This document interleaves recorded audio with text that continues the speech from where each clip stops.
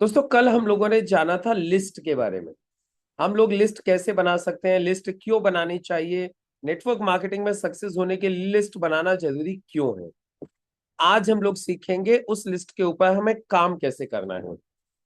देखिए, लिस्ट के ऊपर लिस्ट हम लोगों ने बनाई थी प्लान दिखाने के लिए। लिस्ट बनाने के पीछे हम लोगों का उद्देश्य क्या था? प्लान दिखाना। लेकिन प्लान कैसे दिखाना है, प्लान दिखाने से पहले क्या करना है, वो आज हम लोग समझेंगे। और यही है सिस्टम का तीसरा पॉइंट, जिसको कहा जाता है इनविटेशन विद एडिफिकेशन। आपकी लिस्ट तो बन गई, अब उन लोगों से क्या करना है, हमें अपॉइंटमेंट लेना है। अपॉइंटमेंट लेना बहुत जरूरी है।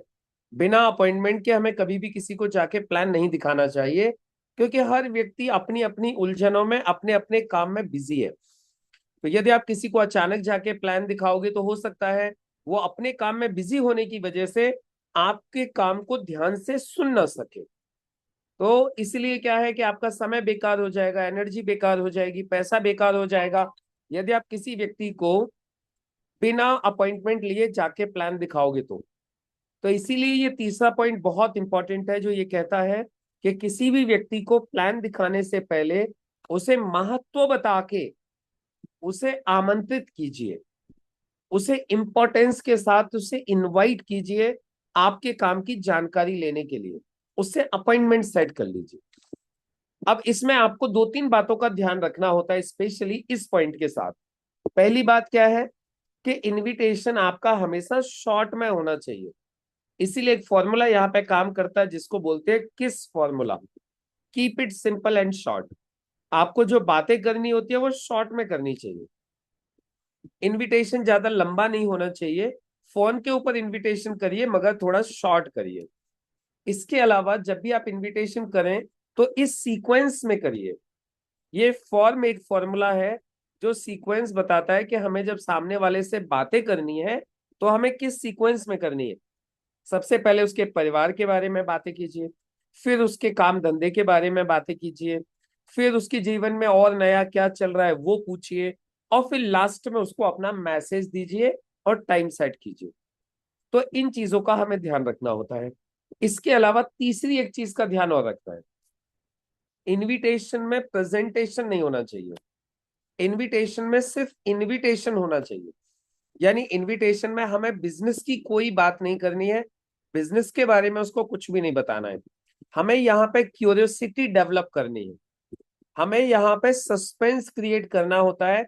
और जितना ज्यादा क्यूरियोसिटी, जितना ज्यादा सस्पेंस हम क्रिएट करेंगे, उतना ज्यादा लोग हमें दिए हुए समय पर मिलेंगे। अदरवाइज तो क्या होगा, यदि किसी ने आपको टाइम दे भी दिया और आप सस्पेंस क्रिएट नहीं कर पाए, आप क्यूरियोसिटी डेवलप नहीं कर पाए, तो वो दे के भी आपको टाइम नहीं देगा। तो इसलिए हमारे इनविटेशन में सस्पेंस होना चाहिए। अब इसके लिए आप लोग तीन सेंटेंस इस्तेमाल कर सकते हो। नंबर एक, एक बहुत बढ़िया काम है। नंबर दो, जिसे आप कर सकते हो। और नंबर तीन, समय जगह और दिन। उसके साथ में समय जगह दिन फाइनल कर लीजिए।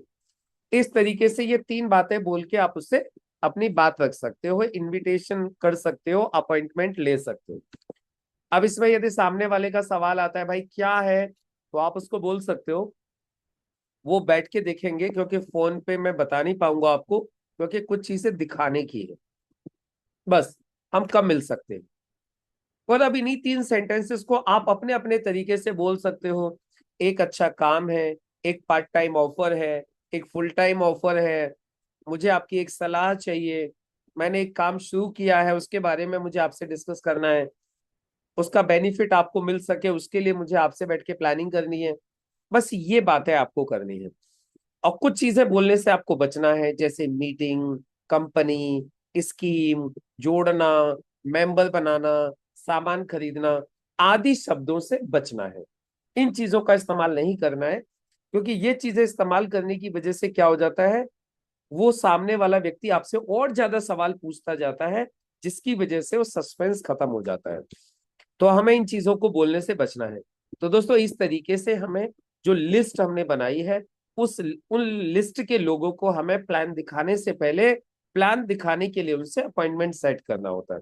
तो ये था हमारा सिस्टम का तीसरा पॉइंट, जिसे बोलते हैं इनविटेशन विद एडिफिकेशन।